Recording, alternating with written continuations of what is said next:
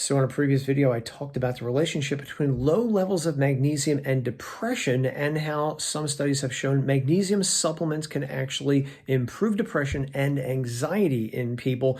So I wanted to readdress this because there's a lot of questions out there, such as what types of magnesium is being used in these studies.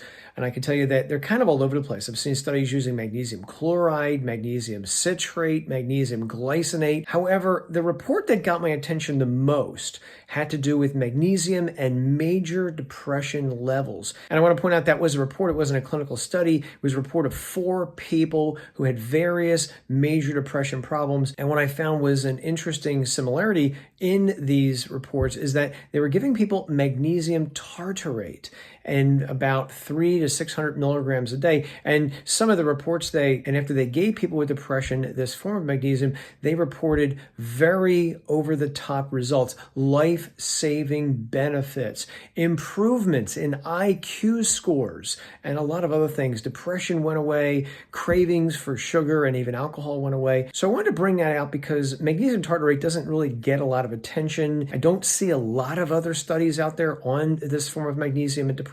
I know a lot of the hype around magnesium surrounds magnesium bisglycinate. It's a fine form. However, magnesium tartrate, again, might be something to take a look at if you're dealing with depression. But also remember, magnesium is found in green foods as well. Fruits and veggies have magnesium, beans, seeds. If the food is green, it has magnesium. If the food has fiber, it has magnesium as well. So what I'm saying here is don't put all your eggs just in a magnesium supplement basket. Complement that supplement with eating a healthy diet. If magnesium helped you and your outlook on life, leave a comment below and let me know.